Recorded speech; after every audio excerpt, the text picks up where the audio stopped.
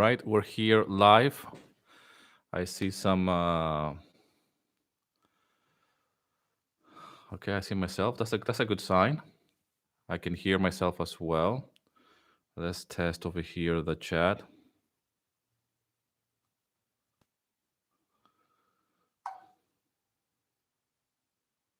All right. Good morning, Patrick. That's good. Okay. Well, it's giving me again this thing about putting my temporary name anonymous. Okay. Let me see. How can I sort this out?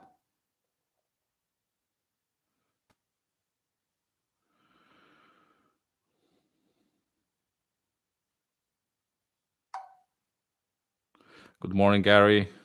Nice that you guys are here. Let me know if you can hear me perfectly, and if you can see me as well here.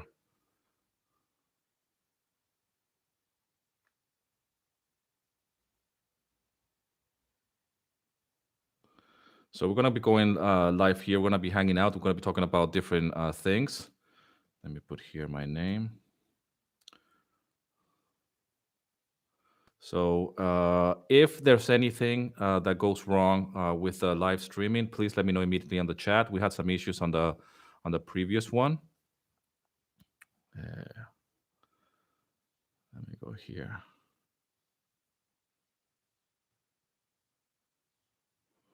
So if there's anything wrong with the streaming, refresh the page and hopefully you can catch up.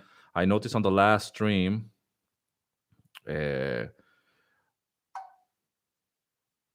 Okay, great. I noticed in the last stream that towards the end, it didn't record whatever I was saying while we were having these issues with the streaming. I went and checked my internet speed and went and checked other things when it comes down to YouTube lives, and you know, everything seems to be in place. It's just one of those things when you go live, some things are not going to work, and I'm still working here with YouTube with the lives, see if because it's the most reliable um, streaming platform when it comes down to videos and to go live. So let's see how this is going to be working for future live sessions before I start experimenting with other platforms like Zoom and whatnot. So I think it's going to be done like this, but please let me know in the chat immediately as soon as the image freezes or if I go completely um, uh, off live or not. So let's see how this is going to be working. So I want to take off. Let's see, what time is it right now? I'm a little bit early. I'm only on text at the moment. Gary says, yes, you're going to be on text only. Okay, so I don't know if you mean that you're going to be only on the text or you're going to be watching. Hi, Andrew. Nice to see you here as well. If you are on the link right now, just refresh the page or click play on the actual video, and you will be able to log in um, live. Okay, so let me know if you can see me.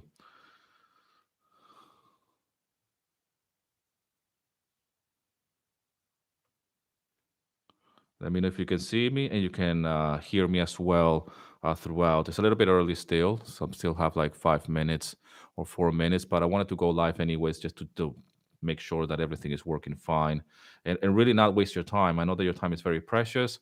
Gary, refresh the page and click play. Fantastic. That's my wife taking over technical issues. Last time when I did the live, actually, as soon as I mentioned my wife, the whole live thing went off. Yeah, everything is fine, Andrew says. Fantastic. So I want to take off or I want to start the live from the last conversation on the live. I think Patrick was asking about how do I handle this difficulties when it comes down to time management with having a family, working from home, doing the music, doing the courses, doing this type of things like the live, and how do I juggle all of these things. So I want to talk about that um, while still people are joining in, and let's see if we can cover a lot of things. There's a lot of things that I want to talk about, but at the same time, I don't want to overwhelm you, and I don't want to bore you to death either. So I want to like really see what you have to say here in the chat, and as well um, talk about different issues and things that you might want to know about, or anything that you're curious about to know about stock music, or anything that you can want to ask me directly. Hi, Michael. Nice to see you here. That's great. That's great. Yes, and that's the other thing as well. Last a live call, Andrew. The only thing that's strange is logging in every time I send a message. Yes, I don't know what's with that. Let me see. My wife is a tech savvy here. Let me send a message because I put my name as well, so I don't know why. Let me see if I say something here. Let me sort it out.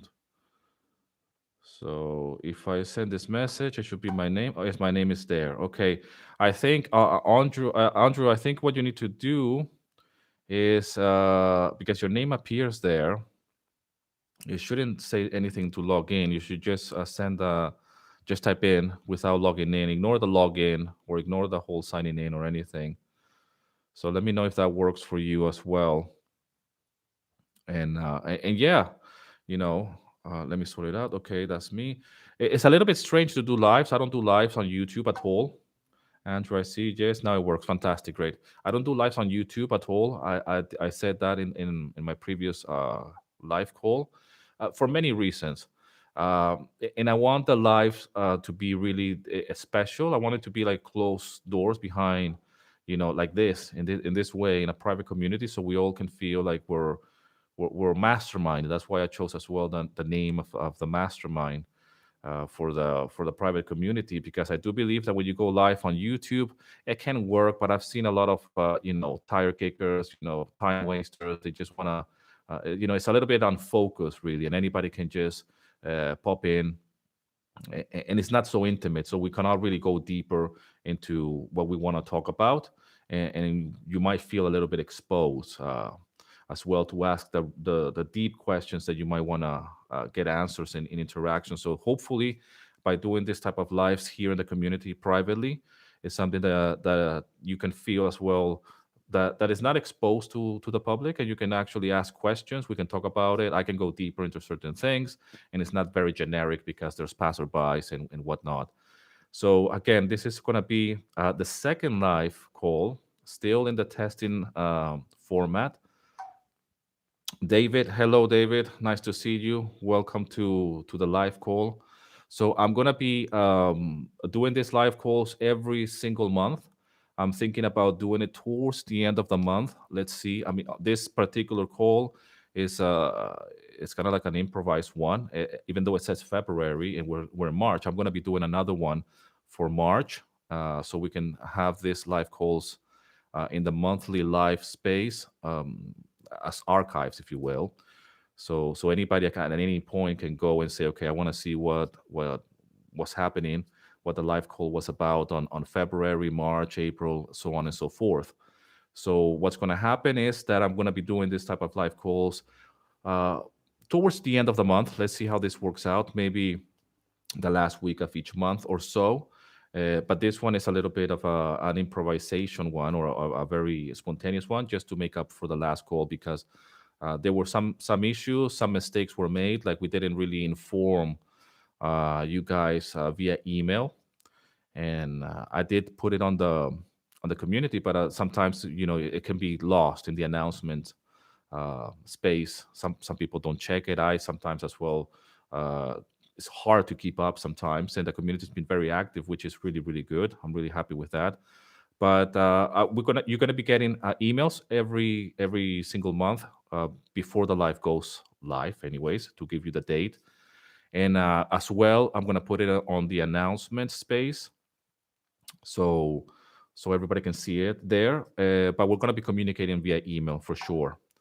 David, you're going to do the lives at Greek? No, I'm going to experiment as well with the time. Okay, so the lives, I'm only doing it at 10 a.m. Greek local time, because at this very moment is the easiest way for me. The girls are at school, it's quiet, it's peace and quiet, and I really want to make sure that all the tech and everything is working fine. But I know that a lot of people live, we all live in different time zones. So I'm going to be experimenting with this live calls. So maybe we can do this type of live calls in the afternoons, Greek local time, I mean, and that will obviously be a different time zone for you, and we will change as I go along for sure. Because I know that everybody is in different places. I mean, I know there's a lot of you guys here in Europe, the UK, but we have a lot of people from all over the world. So it's a little bit hard to keep up, with my timetable. Yes, 10 o'clock is kind of like okay for me. I can handle doing the live call right now and hang out here with you for an hour and talk. And listen, we are on a lockdown here in Greece. Actually, things are not looking very good, so we're predicting that the schools will be closed. So that means that at this very time, anyways, maybe tomorrow, for example, both my girls could be here, or next week. So I'm prepared for the worst. So nevertheless, whatever happens, I will be changing the times of the live. Maybe I do it at 10 o'clock Greek local time. Maybe do it in the afternoon and see how can we juggle all of this that was happening, because I mean, we're still uh, at the mercy of whatever is being announced on TV, or the government or whatever. So the lives, I want them to be as professional as possible, meaning that there's no kids around. It's not like a YouTube video, or it's a vlog. And uh, and and I will try to contain the girls, if if they're gonna be at home or not, and just put them to watch, I don't know, Nickelodeon for an hour. So that won't be very hard to do, but we will definitely be experimenting with the times for sure. Because at the same time, not only you guys live in different time zones, and but others as well. They have day jobs, so even if you're living in the same time zone as I am, or Europe, you might be working, so you might not be able to attend the lives as well. So we'll be experimenting with that. Hello, good morning, Jube. Yes, so the times will always be changing. I want to experiment. Nothing is written in stone when it comes down to not only to the lives, but as well the community. We have the spaces where people, you can share your music. Yes, right now it's 2 a.m. for me. Wow. Okay, David. Yes, I really appreciate you. That is so late for you over there, and over here, it's so early in the morning. Well, it's not early, but for a musician, 10 o'clock is early. Okay. But yes, it's really late for you over there. I can imagine. Thank you for being here, and I really appreciate. So feel free to ask anything, and but we will definitely be doing different times with the live. Now, Jupes, says 9 o'clock. He's in Holland. He's in Amsterdam, or close to Amsterdam. I never really asked you if you were in Amsterdam, but I know you're in the Netherlands. And so yeah, for some people it's convenient this time. For others, even if you are in Europe, still you could be working, so it might not be the thing for you. I know that I have a few people in the UK, and I know that they're working at this very moment, so they can't attend to the live calls. But I want to take off, like I said, now that I think we're all here, and it's okay according to my time. Here is 10 past 5. So I want to take what we left last call. I think Patrick was asking, how do I cope with all of with the limitations of time when it comes down to composition, working from home, having the kids around, the wife as well working here from home, and juggling with a lot of things. And I know that a lot of you guys have as well jobs and other responsibilities as well. And what I was saying in my last call before everything went wrong was that in the past, I used to have a lot of times. I used to in the beginning, and I was in a different stage. I was building my catalog. I was really just getting started, but I had a lot of time in my hands. So I had pretty much from 8 o'clock in the morning all the way up to 3:30 in the afternoon to really work on my music. And at 3:30, my eldest daughter Fedra, back then she was the only child that I had, will come back from kindergarten. So that will be my role as a stay-at-home dad at that point. And that will happen from Monday to Friday. But back then, I had all that time in my hands, and I couldn't really uh, have any output of anything. It will take me forever to compose a music track. It will take me forever to mix it, master it, I was going on a downward spiral of insecurity, self doubt, checking what other people were doing, and I had so much time in my hand. Okay, and this is a few years ago. This is not long ago. This is 2013.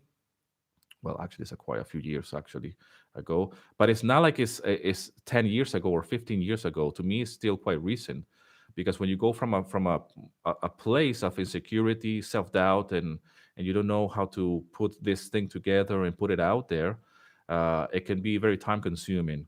And to be composing a music track, uh, one brand new music track, and it will take me forever. I mean, weeks, maybe a month, and try to upload it. And I mean, the fact that I opened an account on Audio Jungle, that was just a major success, because that was the very first step to just say like, hey, at least I have opened an account, and that will be for me like, okay, I'm doing something in the right direction. And when I opened the account, it took me a whole month really to submit my very first music track. So that shows you how long it took me to actually get my act together. And when I uploaded my very first music track, I got accepted, and I'm really grateful and lucky for that, because at that time I didn't know about rejections. I didn't know that this could happen. I just thought, okay, somebody will review the track, or but it was more like in my head, it was more like something like, okay, somebody has received the track, and now it's live, and that's it. So I had a lot of time on my at my disposal, if you will, back then when I was starting out, but my output was really slow and terrible, and my routine was terrible as well. I had so much time, but I couldn't really be focused and work as I do today. So today is different, and over the year has changed.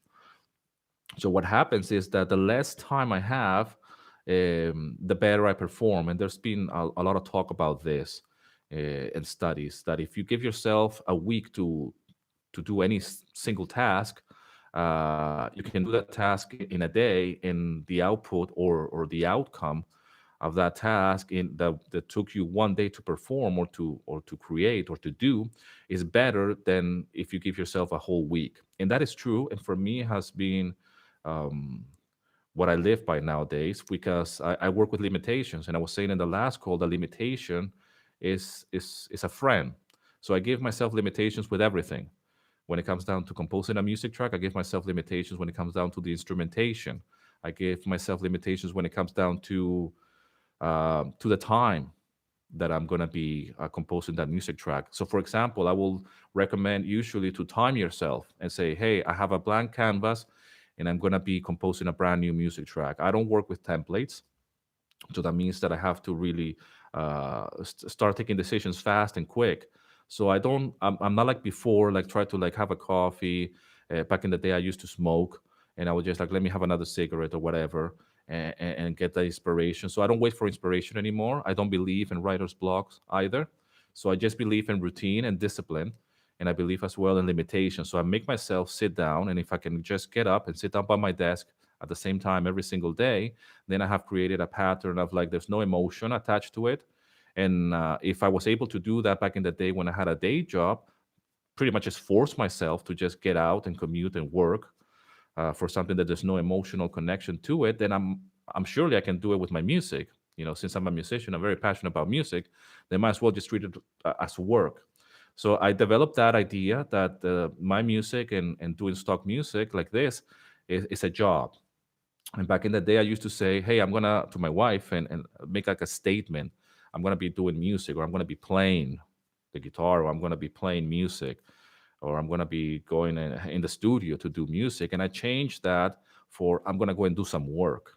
And that vocabulary has been, or this changing that word work for playing music, and I have spoken about this before, it has helped me psychologically. In my brain, it just means that it's something that is serious and it's work that matters to me. It is music, but it's work that matters to me in the sense that I have a responsibility to the music and to myself. And in that way, I feel like, okay, if this was a job, I better show up, and I need to show up because nobody's around watching, nobody's around telling me what to do.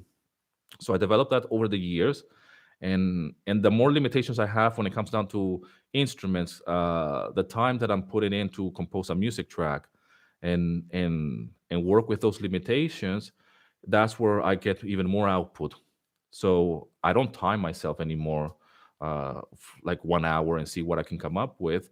But because I have developed that thing already, and in a different stage, you might be in a different stage right now. I'm in a stage of like, okay, the routine has already taken over, and all I do is just show up. I have my tracks are online. They're not a lot, but it's enough that I have built a momentum to do other things. Okay, so I'm not in the stage of building my catalog anymore. I'm more in the stage of momentum and keeping that momentum going. But I'm not in the early stage, which is just compose one track and try to build my catalog online, one track at a time.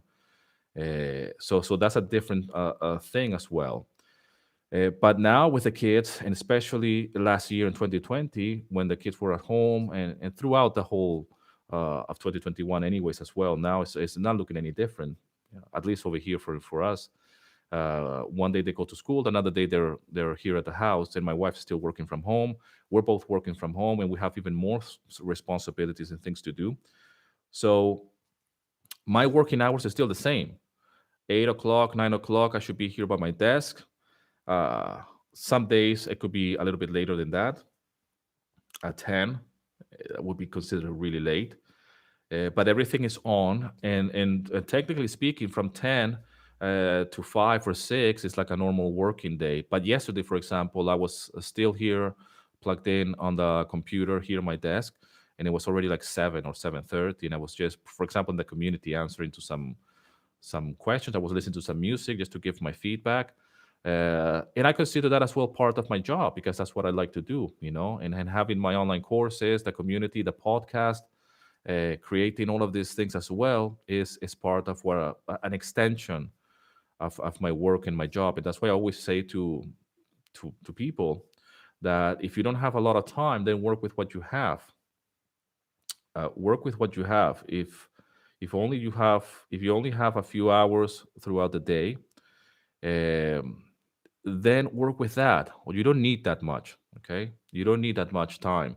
Or it's better to do it consistently every single day than actually. Good morning, Khalid. Good to see you here. Good to see you here. Fantastic to see you here. I believe you're in Germany, so I think this time it must be okay for you as well. But yeah, we're all busy, I mean, busy and overwhelm is real. And when it comes down to music creation or to anything that you're doing, especially if it's from home, is no walk in the park. But for me, like I said, I'm already doing it for such a long time that it's very easy for me to disconnect from the family home or family life and then just be here completely like zoom in. But it's not easy either because I need to really like focus. And if I'm recording, for example, music or an acoustic guitar or doing this type of things that I'm doing now, where I need to be, it needs to be silence around me. Then yeah, I have to juggle the whole thing. Like, where are the girls gonna be? And if the phone rings, put the phone over there or whatever. But mainly the girls being around because I have the studio here in the living room. And to prove a point as well that you don't need to have a special room, and if you have, fantastic. I have those things in the past as well. Actually, I had a massive room at some point when we moved from the UK here to Greece. A massive room. I even had a sofa there that it will fit inside the room. It would be like an amazing room. I have shared these pictures on my YouTube channel, and that was the room where I first got started. But in that room, I really did a lot of I did some work, okay, but I was really looking for ways to get to the point where I'm at today. So I realized that the room is not what the problem is. I don't need to be in a special room, like, okay, like locked away, acoustically treated or whatever. You can do this with a laptop in your kitchen and headphones. That's my point. So as my family grew and my responsibilities grew, and having a second child and all of this, and now everybody at home and this times of pandemic or whatever, for me it became almost like, oh, so now we need to work from home, but we just have the kids. So it's just a matter of like, how can we juggle this? And like, okay, my wife sometimes does some work in the morning. I might take my youngest daughter to the playground or whatever, go for a walk, and then come back, and then I have to work for a couple of hours and do my music. And if I require complete silence, then like, hey, go inside or go outside, uh, do some shopping for supermarket or whatever. And that's the way it is. That's the reality of it, you know. And but that limitation is is to me, it makes me feel not under pressure, but I embrace the speed and the limitations. So I take that limitations across any activities that I do when it comes down to work, when it comes down to setting up everything, the music side of it, the courses, even this membership was created out of it was an idea, and and I've heard about this idea of creating a private community for stock music licensing brand, but I said I'm not going to do this, okay, because of this. I don't have time. I don't have time for anything really. But then I said, okay, that's ridiculous. We do have time. We have time to set it up. We have time to create this community. We do have. I do have time as well to interact with others that want to participate here. And it was from a thought, and I share it with my wife that we both work together as well as a team. As you know, she has her day job, but we work together as a couple, as like working from home. Like she helps me with a business, and we're building a sister brand on the side from scratch.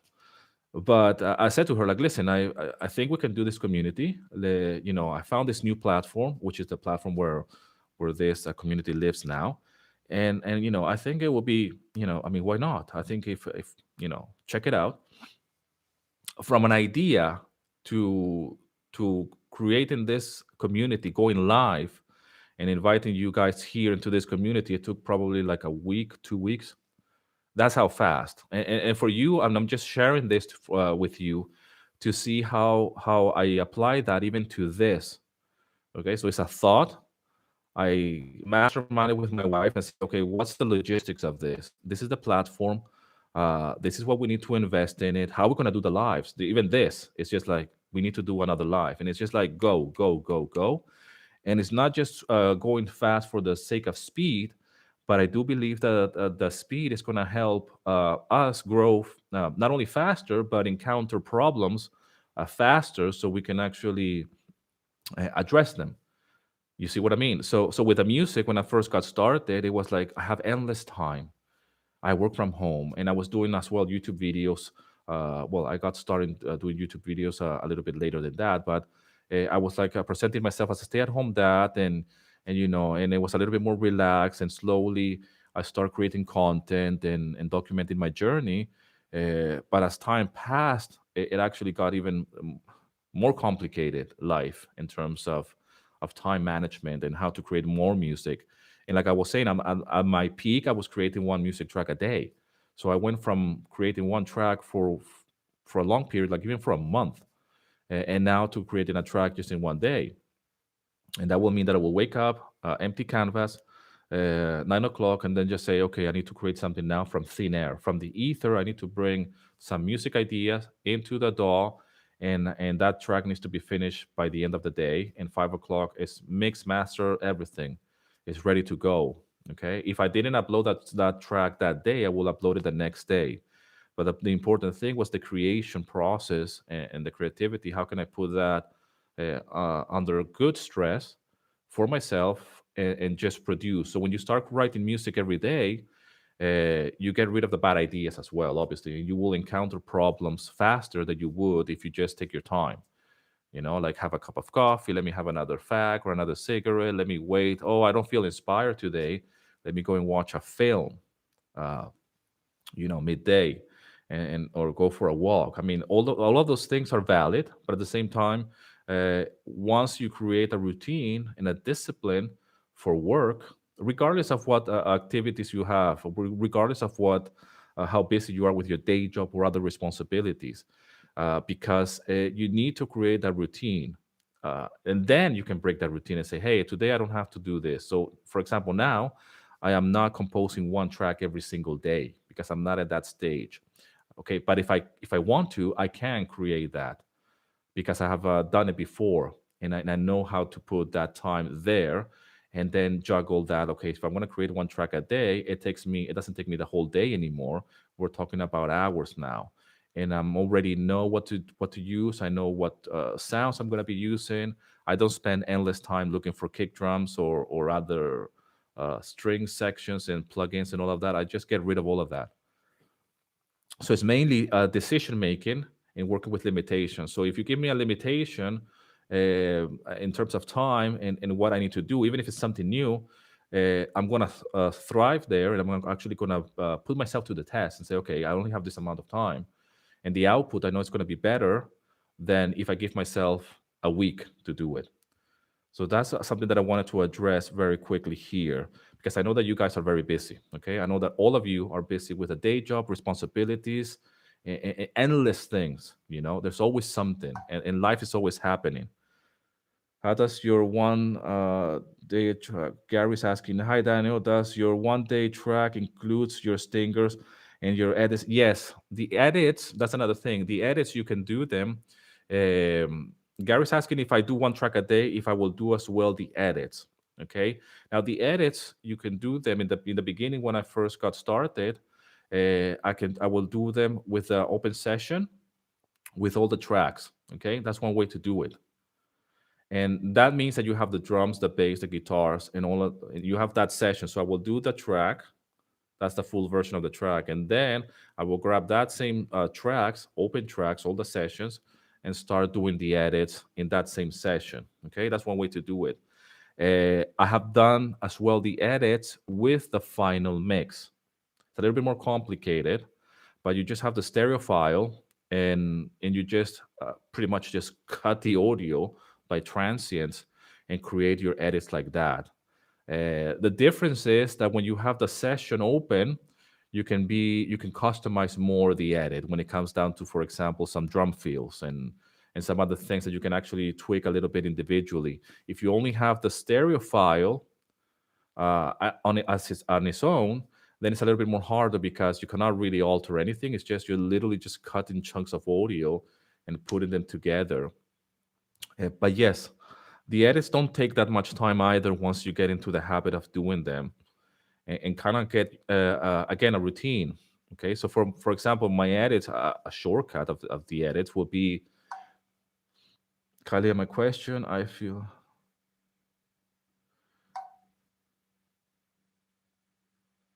Okay, let me finish here with the edits, and forgive me if I'm not very good at this live. I've received the questions, I try to read them, and then I answer them as I go along. But the edits is very quick to do them. You can do them either way, but I will get into the habit of doing that very quickly by just focusing on the intro of the edit, where the edit starts, and the outro, and then I try to fill in between whatever's in the middle. So, for example, if the edit is a 30-second edit, then the beginning has to start at 0 point at some point in the timeline. And okay, I need to figure out how that intro is going to be. So I have that chunk of audio in the beginning, and then the ending. I want to know what the ending is going to be. So it's that ring out or that fade out. So I would just have to cut that and have it like at the second 30. Like, okay, so that makes sense. How can I make the ending, the beginning, and the ending meet? And that's where I have to put the arrangement in the middle. It's quite fun to do, to be honest. I mean, the edits I really enjoyed doing them either way, either with the session open with all the instruments, or with the final waveform. Uh, because I'm not thinking about composition, I'm not thinking about a recording, I'm not thinking about mixing. I'm just editing audio, and it just has to make sense as an editor. So I'm just thinking about um, yeah, I don't know why has changed the name. Yes, I don't know why that has changed. Let me see if I change my name as well.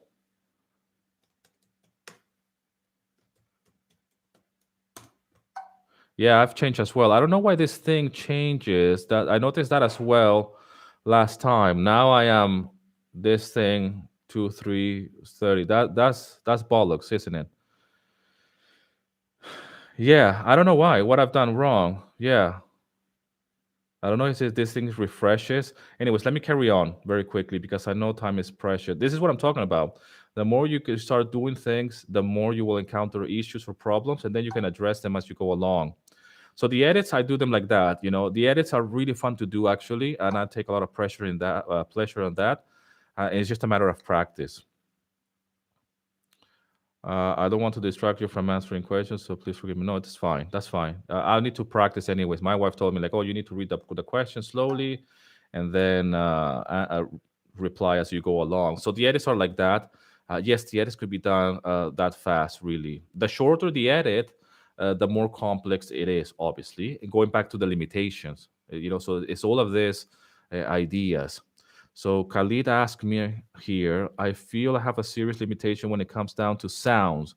When I hear other tracks on Audio Jungle, I hear the composers have awesome sounds like string pads, and I need to spend thousands of dollars on something like Native Instruments. No, no, you don't. I mean, listen, I have heard your music, Khalid. I mean, I know that you're a guitar player. So if we're talking about going to do cinematic music, and stuff like that, then you can do a lot of things with free plugins. But if you're doing like heavy orchestra, where you're going to be working with a lot of VSTs and really cinematic music that requires high end samples, then maybe from what I've heard from your music tracks as a guitarist and what you have shared in the community, I don't think you need to spend thousands of dollars on plugins really. I mean, it will be a pleasure to have all these samples and plugins, but even me experimenting with cinematic music, I have used stuff that is really affordable or free stuff, and I have shared that as well. And actually, it's one of the things that I try to teach and say, okay, if I can do cinematic music with free plugins and whatever is out there, or very affordable stuff as well, then I'm sure you can do it as well. But then again, if we're talking about trailer music, very heavy cinematic music, which relies a lot on all of this industry standard samples, then yes, you might need that type of music. If you're a guitarist like myself, and I only use strings as a background, as supporting my musical idea, then the answer is no. All of my compositions, when I use strings, are really stock stuff. And the latest one that I purchased last year, was from Spitfire's Audio, the BBC Orchestra, for example, which is like 49 quid. It's nothing. The sounds of the strings is more than enough for what I do. And I believe that you can still do cinematic music with that as well. Keep in mind that when you hear stuff on Audio Jungle as well, and I don't know what kind of genres you're referring to, but there could be a lot of overdubs and a lot of sound design as well.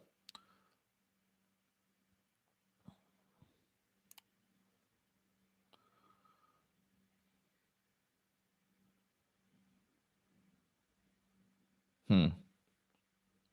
Yeah, I'm gonna have to find out about why my name disappeared. I see that Jupe still has his name, but I disappear. I became a number now. So I will, if I wanna type in here something in the chat, I will put my name at the end. Why don't you use Zoom or Google Teams? Yeah, well, listen, I want to use. Jupe is asking me why I don't use Zoom or Google Teams. I want to use YouTube for now. I want to really focus here. My main concern here is to have the streaming. I'm thinking about maybe using something else in the future. I'm looking into that.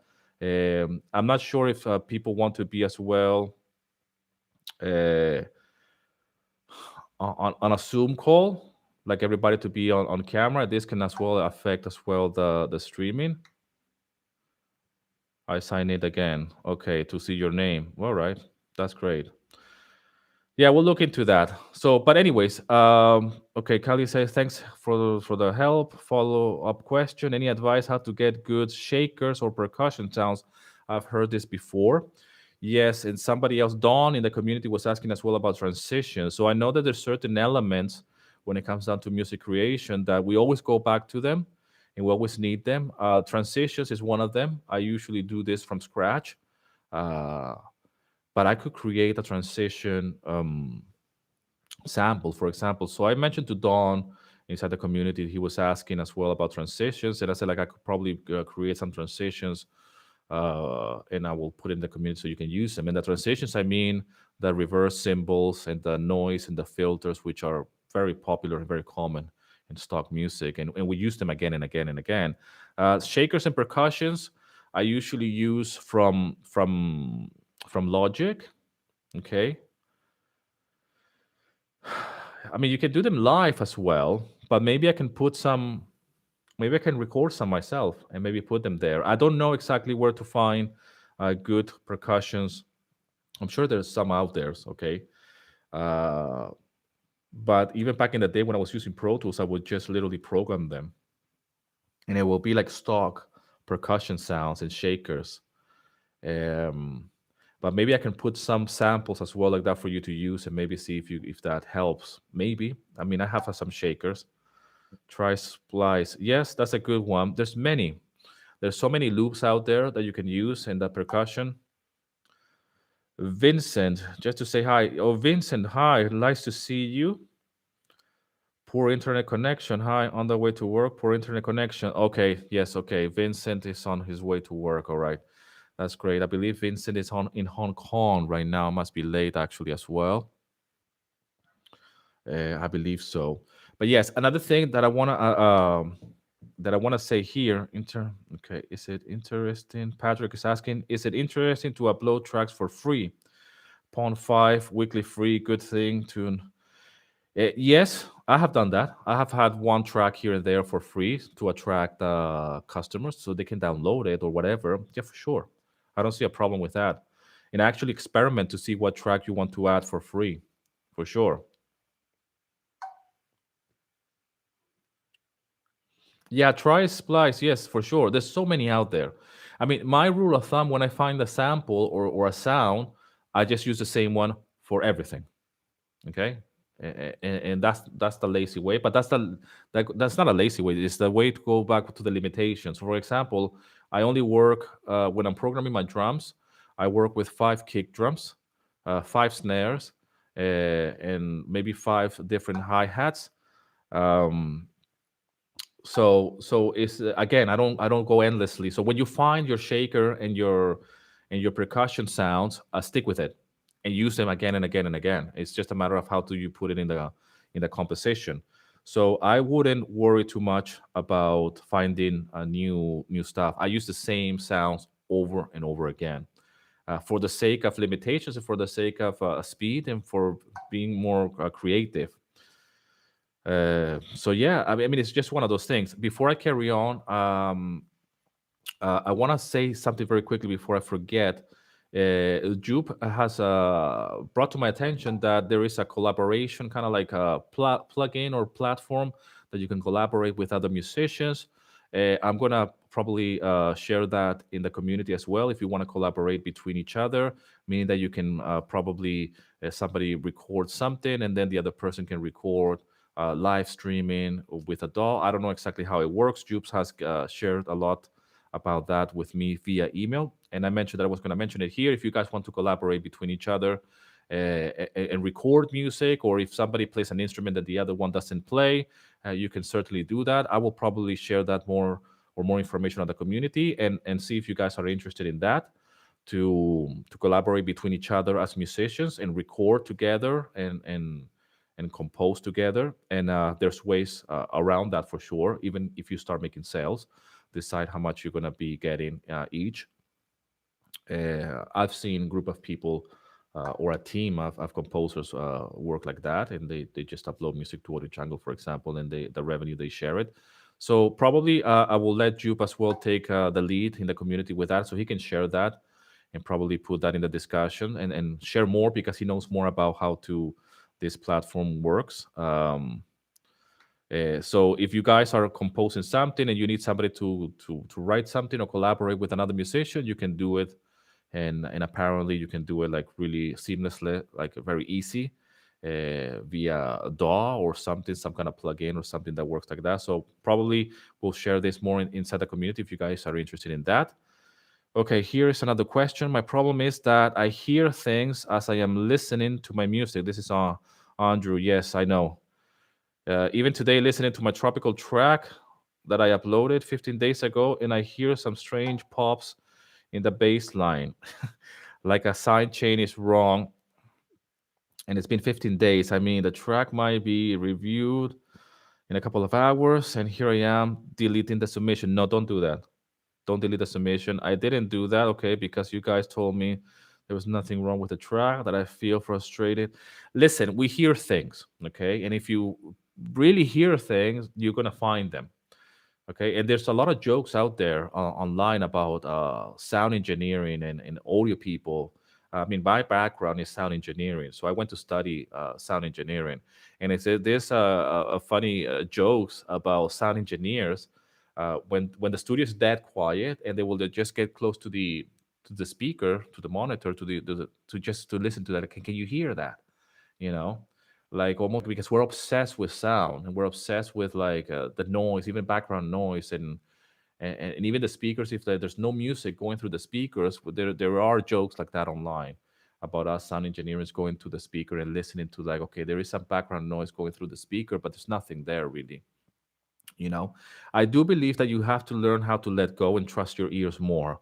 I know that the genre that you're writing is very, everything is under the microscope, because you write all this EDM or electronic music, and it's very uh, it's like there's no room for error kind of thing. And yes, the bass and the kick and all the low end has to be so clean and spot on.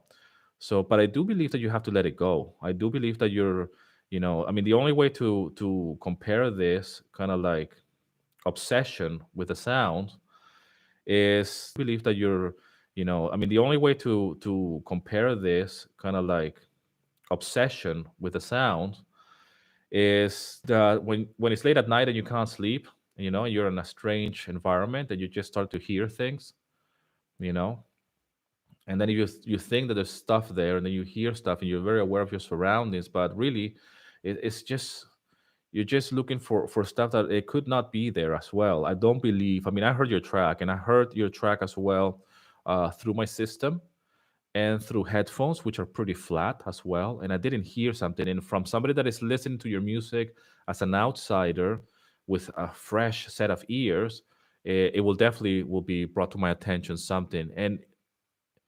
And you know, even if somebody listens to, let's say that something is wrong with it, okay? Let's say that there's a pop, like you say, you're not going to get a rejection because of that. Okay. And obviously, we're not playing music just to get passed, even though it's wrong, because there's music out there that sounds horrible and still selling, you know, but we're not going for that because we care about our music. But from what I've heard from your track, in that particular music track, I don't hear anything wrong with the low end or any clicks or any pops, to be honest. And I know that your style of music is really hot when it comes down to the output. It has to be a lot of volume, loudness. So I think that you have taken care of that very well, meaning that it's really hot, it's loud, but I don't feel that it's clipping. I don't feel that there's any kind of artifacts at all, at least to my ears. Logic stock percussion sound seems to work okay, Gary says. Yes, I've used the stock percussion sounds on Logic. I just use it in the background, anyways. Like I said, there's a lot of things that you can get away with. David, when you upload edits to Pond 5, you need to wait for the approval of the full track before uploading the edits, or do you send everything at the same time? That's a good question on Pond 5. I upload everything at the same time on Pond 5. Once it's been reviewed on Pond 5, you send an email to the reviewer with the track ID or something, and they will package it up all together. But I don't wait. I like to send everything together at the same time, especially with Pond 5, because they review everything in one go. Okay, even if you upload something today and then tomorrow, by the time it gets reviews, it will be reviewed in one go, and everything will go out. I mean, I have uploaded I think it's like 20 tracks in one go to Pond 5 at different stages. Like, for example, I will upload something today, maybe something else later on, or maybe something tomorrow, or whatever. Or I have a few tracks laying around that I haven't uploaded to Pond 5, and I'll just move them as well, like that. So I will upload everything in one go as much as possible.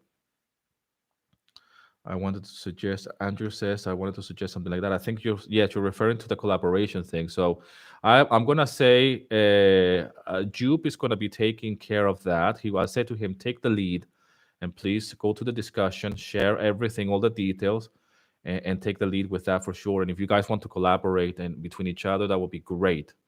and listen to see what kind of music you guys can come up with. Or somebody might compose something, and the other person will collaborate or will add something to that mix. Khalid says here, is there something to avoid about in regards to copyright using samples? I hear about this problem with some libraries. The problem with samples and copyright, what it means, when you go to any library at the very end, when you're uploading your track, it says something like, make sure to click here to make sure that you comply with samples that you're using. They are all royalty free, or you have the copyright, or whatever. What that means is that you're using samples that you have gotten either from online or that comes with your DAW, and you're able to use them in your composition in order for you to make money. But the copyright or the sample it has to be royalty free. And most of the samples that come with Logic, Reason, Pro Tools, all of this, they're all royalty free. Really, you can use them and just as part of your composition. The problem becomes with samples is when you start making a track with, for example, Logic has all these Apple loops, and I'm sure other DAWs have the same, and you just start making tracks with loops without you having anything to add to that composition. So that's something that you have to avoid. Okay, but yes, there's a lot of talk about different libraries. There's higher end libraries, for example, as well, that they don't want any samples. Okay, high big production music libraries. They don't want for you to even use like a drum loop here or a loop of a shaker. They want everything to be recorded or everything to be uh, coming from you, if you will, and that's a fair point. Some libraries really they just want you to not even copy paste the verse again, like actually has been being played and all of this, which there is something to that. There is something to be said about how can you find the balance between using a sample and real instruments or what's programmed as well. Again, depends on the genre as well. I mean, nowadays you can buy samples online. Actually, filmmakers can buy samples, not even samples, but like almost like stems of music to add for to their videos. And it's very easy. You don't need to be a musician or a composer. You just grab them and put them together in your video, and they sound like a composition. And they're royalty free, and you can use them on your video, and that's a sample right there. Yeah, yeah. I wouldn't concern so much. I just I will. You have to read, obviously, depending on the library. But Audio Jungle, Point Five, and all of these stock libraries, the only thing is that they say is like, okay, make sure that your track at least you have composed something. Don't just use all of the samples and put them together, and that's it. Andrew, thanks a million for the advice, Daniel. I really have to learn how to trust my ears. For the time being, I trust you and everyone else in our community more than I do myself. Listen, Andrew, I think that your music is really good. Again, it comes down to the mindset as well. And ear fatigue is a real thing as well. The ears get used to the sounds very quickly. Okay. So you have to reset your ears when you're working with music, always. Okay, so if you're mixing, or you, especially you, because you're working with this type of electronic music, which I know you guys stay a long time, like in the drum loop and building the thing, and it could be endless. Putting the track together, and you need to feel that groove with this type of music, and then you get used to the sounds. But you need to reset your ears. And the best way to do this is to stop, listen to another music track, reset the ears, because the ears get really quick used to a sound. So once the ears are listening to something, it's almost like it's like a blueprint or something that just gets used. Like, okay, I have this image of this or this sound of that, and my ear recognize it, and that's why you have to like stop that, listen to another music track immediately, and get used to that other sound, so you can reset the ears and say bypass. That's why there's a lot of A/B comparison when it comes down to music and in mixing in general.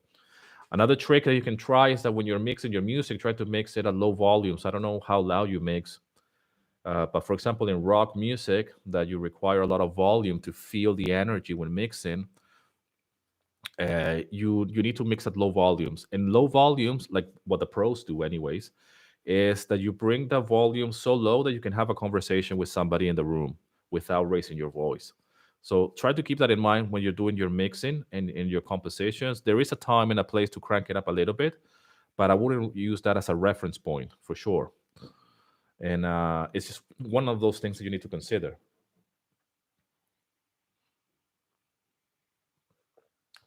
People ask me as well, like, how do I mix uh, here in the living room? And the reality is that I don't need loud volumes really to mix. It's very low. At low volumes, you can feel the energy. If you can't feel it at that, if you can't make the mix or the song um, translate that energy at that low volume, then at loud volumes, it's not going to happen either. So this is another trick. Okay, you don't need to mix your music so loud to feel the bass, even though there is such a thing. And I don't want to get into the physics of sound and how our ears behave at low volumes versus high volume. Because at low volumes, you're gonna feel that there's no bass, so you're gonna tend to crank the bass up a little bit. And when it's at very high volumes, you're gonna feel that it's too much bass and too much kick. So that's concerning the genre that you're writing in. But even in rock, I learned that as well the hard way. That it sounds amazing when it's loud, but then when I bring it down, it doesn't sound as powerful. And the trick is that to just mix your music at a very low volume where you can still have a conversation with somebody next to you, and can you feel that power? Yeah, obviously you're not going to feel your chest pumping from the bass, but the energy should be there. So when you crank it up, you should feel the same kind of like energy as well, or emotion. How about mixing with headphones? Yes, I can mix with headphones, but I use headphones more for recording because I need immediate.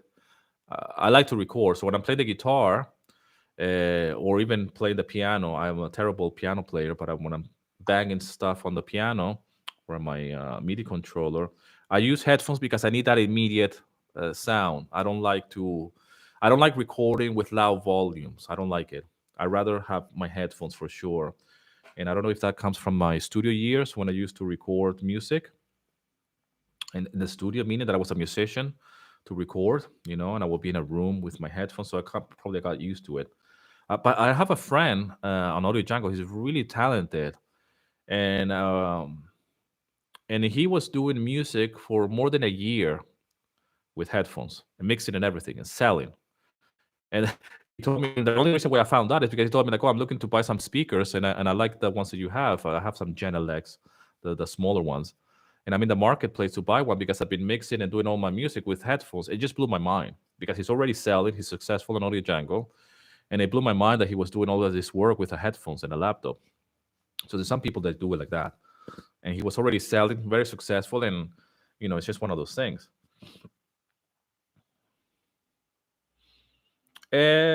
Mix it. Okay, Patrick says mixing on cheap speakers or even from a PC could help. Yes, yes. This could help as well, for sure. Listen, I have a set of speakers here in my studio. If you see what I'm doing in my videos, I have two set of speakers. One is very cheap; they're the bigger ones. Then the Genelex, which is the one where I do everything, especially the mixing. And then I have some PC speakers for sure, and I test them so you can see the difference of your mix for sure. Yeah, that's it's totally doable, and even some cheap headphones as well. Yeah, it's important to check the mono as well, or just the stereo. You can check, yes, you can check the mono. There's a lot of theories when it comes down to music production that you should only mix in mono. There's again, you're going down the rabbit hole of audio engineering, and this is, I mean, it's just endless. Okay, but the theory behind it and the science behind it is that if you mix in stereo all the time, and then you are making some decisions based on what you're hearing in the stereo field, left and right, and then the theory is that if you go way too far when you put mono or you engage the mono signal thing, some instruments are going to cancel or they're not going to be there. So there's a lot of talk online about that you should only mix in mono and then use a stereo. You can do that in many ways. You can experiment with that, okay? But I just it's good to have this knowledge, but I just do as minimal thinking of this kind of thing as possible. I mean, I think this kind of stuff is good to get into it, like study it a little bit, understand it, and then move on. I don't use this every day. Like, oh, I'm gonna check my mix in mono for every single track. Um, it is an eye opener when you're mixing in mono, and then you would disengage the thing and it goes to stereo because obviously everything opens up all of a sudden. But these are just studies as well, and there's many things that you can study when it comes down to the mix. Okay, especially when it comes down to not only mono and stereo, but the relationship between the bass and the kick, the low end. This is the hardest part for anybody in any genre, hands down, to get right. Even professional engineers in high-end studios. So the low end, the meaning the bass and the kick relationship with all of the other instruments is the hardest part to get that thing in balance, to get it well, to make sure that it translates okay. For us that we're doing music licensing and we're doing stock music and music that's going to be used online, on TV, and it's not really going to be played, I don't know, in some high-end, hi-fi, high definition speakers. We do the best job that we can, and as professional as we can, obviously. But we don't need to send our music to a mastering engineer, for example. Okay, I met people like that they have composed some music tracks and they send it to a master engineer, paid, and then submit it to a library only to be rejected or not being used or anything. So you don't need to do that. You just mix your music yourself. You master it yourself because that's what we're getting paid for as well. That's what a composer does when it comes down to stock music and music licensing like this. Andrew says that I have a pair of speakers, but I am not using them for mixing anymore. I will have I wouldn't have bought them if I knew that they are useless in unprepared room. Yes, listen, we are. I don't know what speakers you have. Okay. Yes, speakers is really important nowadays. Speakers, they're really affordable. The speakers that I have are a Genelec, the smallest one. I think they're called the 8020s. I can't remember now, but it's the smallest size speakers because I my room is going to be very small, so I don't need a big speaker. Okay, and the problem with speakers is that you're going to get into a lot of trouble when it comes down to the low end again. Okay, because the bass frequency, the low end, especially for your genre, you need a big speakers in order for to kind of like hear or even produce that wavelength inside a room. Um, what I will say to you is that it depends what kind of speakers you're talking about. I will probably get just entry level small speakers, active speakers, and just work with that, work with what you have. But like I said to you, there are people out there like my friend that he was doing music for like a year and a half just using headphones in Audio Jungle and selling and be successful. And I was talking to him and I said like, well, hold on a second, you're looking to buy speakers now, and I found out that he was working just with headphones. I mean, I can't do that myself. I mean, I need to have a set of speakers to listen to my music, to my the final product as well. So it depends how you like to work. I mean, I really one of the most important things, yes, is to have a good set of speakers. 400 quid, $400 nowadays, you can get a nice, decent entry level set of speaker that will play really well in any room, even if it's untreated. Okay. For the type of music that you're making, yes, I know that you might need a little bit of more care when it comes down to EDM and all of this music, but that's true for any type of music. And an untreated room is still um, is something that yes, it will affect a lot the way you listen and perceive your music track and all of that. But at the same time, you need to work with those limitations. This goes back to the same issue of limitations. Yeah, Jupe says I use Waves Abbey Road Studio 3 to emulate speakers on headphones. Yes, I've heard of those things. I'm sure it's an amazing technology for sure. And technology will be moving forward. But again, it goes back to the limitations. I make music here in my living room. The foams that I have at the back that you've seen on my videos, they're really, I mean, that's entry level stuff. It's just to reduce the echoes and stuff, but it's not really absorbing any bass frequencies. Uh, it's just one of those things. It's limitations, and that's, but my point is that you can always progress. We're always going to be updating stuff. I'm always going to be buying more technology, more new laptops, better mics, better room, better speakers. My point, my argument here is that you don't need to wait for that moment to come in order to move forward. You don't need to get the best speakers in order for you to create the best music. You work with what you have right now. I do not see any sales on Audio Jungle in my style of music, but rather the corporate happy tunes. What do you recommend we should focus on in terms of styles? Well, listen, I believe that's you, Andrew, asking that question. Uh,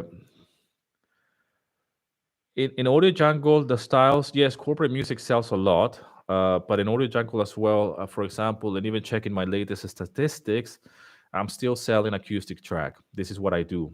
Okay. No, Khalid. Oh, that's you, Khalid. Okay. Uh, yes. I've heard your music. Okay. And I've heard what you've done.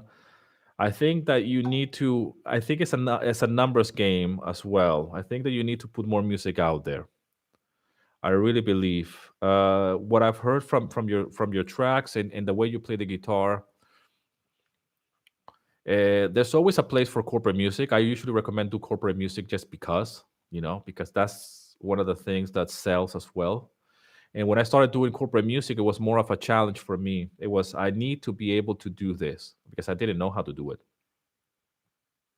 I didn't know how to make corporate music back in the day. So for me, it was a challenge, and I learned how to make corporate music. And they do sell, but to my surprise, I'm selling more acoustic stuff and even some pop rock tracks as well. I sell more on Audio Jungle than the corporate tracks that I've done. So I do believe that you have to experiment, and that's the good thing about stock music is that you can have full control of your creativity. That's what I love. I mean, even on my Audio Jungle page, you can have something that says available for freelance. And in the beginning, I had that like there, so people can reach out, and some did, and then I took it away because I don't like that. I don't like to work for custom work. I like to have full control of creativity. So even if you're making just guitar work, you can always compose 10 tracks like that and create like an album, and then say, "Hey, I'm gonna do some corporate music," and learn about it. That's what composers do, anyways. And composers take it a step further, and they actually go and buy a new instrument and learn it and try to compose music based on that, or even a plugin. But an instrument is more fun. So people that they don't play strings instruments or a ukulele, for example, they go and buy a ukulele and then they compose a whole album of ukulele music. Or people that they don't play piano, like myself. I mean, I can defend myself a little bit enough to make a few piano tracks. If I focus on say, hey, I'm gonna do piano music, then I really again go back to the limitations. This is the thing here, because I'm not a very good piano player. I just have to compose as much as I can in the piano program, maybe play as much as possible to make it sound organic, and see how much can I get away with it. But it's not about the plugin. You see, it's not about what plugin I'm using for the piano sound. It's more about the music itself and how can I translate that and make it sound like I am a real piano player. Okay. What you say about EDM, Andrew, here is spot on, especially in terms of the low end. I also think that it's not easy to get the low end sound good in any genre. Yeah, that's the hard thing, and in reality, I don't think you can. I don't think that because it's not like a science either. It's like, okay, this is it. This is the answer to it. So the low end, the bass and the drums, and the low end in all music, in any type of music, uh, across the board, is the hardest thing. The question is, how good can you get that to sound as good as possible, and then say that's enough, that's good enough for now. I've done the best I can, and move on. It's like art. It's like painting. When you're painting something, if it's you're a painter and you use certain colors, when do you decide to stop putting red over there in the corner? Especially if it's some kind of abstract thing, because music is, in a way, it's very abstract as well. Even though there is certain rules to it, music is not something that you can grab and see and stare at it. It just it starts, it's in the air, and then it finishes. So it's just like it goes away. So it's not like a painting. But if you have a painting and you're painting with red and blue, and then how come you're not using any more red over there? And some music, some artistic decisions, they just want the bass to be a little bit like this, so that nobody can say this wrong. But if you like the bass like that, you should stick with it. And it's the same in rock music, it's the same in any genre. Yeah, there are rules, but hey, whatever. When I was studying sound engineering, my teacher, we brought a demo. This is back in the late 1990s, 95, 96. And gotta go. Thanks a lot, Patrick. Yes, yes, of course. I'll see you inside the community. I think I'm gonna wrap it up now. It's more than an hour now, so I don't want to really waste your time talking about this. But to finish this story very quickly, I'll see you inside the community, Patrick. Thanks so much for being here. When I was studying sound engineering, I did one of my demos for the teacher, and we were really into detuning the guitars for to make it sound heavy. The teacher, when he read, as soon as we played the demo, he heard the difference in pitch or whatever, and he asked us, "Why are you detuning the guitar like to a lower pitch just to make the sounds heavier and for the singer to sing in tune a little bit easier so they don't have to really suffer that much?" uh, he went berserk. He went off he just said, like, "You're doing it wrong. You don't detune a guitar like half a step down or whatever." But hey, this is music, and it's right to do whatever you want. You can do whatever you want. I mean, if you want the bass like this, you bring it like that. I mean, as long as it's not clipping, or you're not making something sound horrible. The idea is that it's an art form. Music is an art form, and if you want certain things to sound in a certain way, all you have to follow is certain rules or parameters to make sure that you're happy with. You know, but it's like anything. Who decides if that music track is good or not? Unless you're just randomly putting sounds together and then they don't match, then obviously you need to do a better job. But from what I've heard, it's just a matter of developing a certain working habits, I guess, and maybe getting a set of speakers that are different. Definitely reset your ears. For you, Andrew, I will say is that either have a different set of speakers where you can A B the sound, or listen to another music, or just go out for a walk altogether, then come back at it. But don't obsess about it too much, because the low end is very hard. What I've heard on your tracks, the low end, you have it really nailed down on certain tracks that you can use those tracks as reference. Actually, I say, like, hey, that track that I did back then, the low end sounds very good. How can I get closer to that? Because we all need a reference point. Okay, David here says, for stock music, how long should be the duration of the full track, or it doesn't matter? It doesn't matter really. I mean, you can do a track that is 1 minute.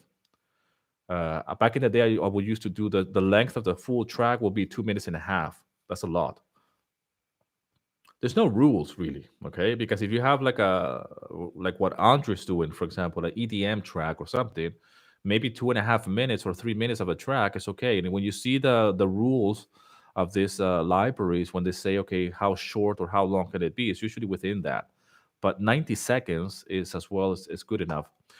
Throughout the years, I've gone from 2.5 minutes down to 1 minute and a half for some reason, because I just feel that I can tell more in 1 minute and a half of composition rather than two.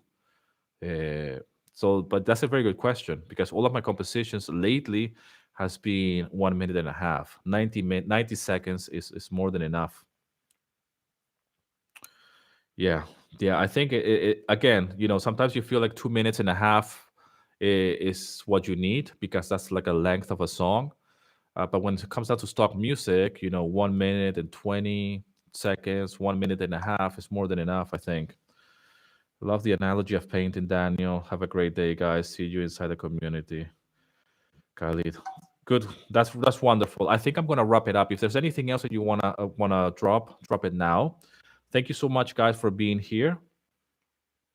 I want to see you inside the community. I'm gonna put this a replay in the community as well for others to see. And if you wanna drop anything underneath the video as well inside the community, feel free to do so. Anything that you want to add to it, that would be great. And like I said, this is just a live that I'm doing this today to make up for the last one. We're gonna be doing another live on at the end of at the end of March of this month, and talking about other things and different concepts. I know there's a lot of talk about mixing and production and mixing. I know that this is very important for you guys. Great video, a lot of information, Michael. That's great, Michael. Thank you so much for being here again as well. Uh, Thank you so much for being here. Have a great day, guys. That's fantastic, Jupe. Thank you for being here. Don't forget, Jupe, to go inside the community and share in the discussions about this collaboration thing. Take the lead there. Just share everything that you need to share, and so we can be informed. Ryan, thank you so much for being here. Thank you so much. It really means the world to me. There's a lot of things to talk about, and I'm looking forward to seeing you inside the community. That's good, Jupe. That's good. Fantastic. Thank you guys again for hanging out here. We're going now for 1 hour and 15 minutes. No technical issues so far, apart from the chat. We'll get back to that, and yeah, I'll blame my wife for that. She's responsible for the tag. Thank you so much for being guys here for being here. I'll see you inside the community, and as always, rock and roll.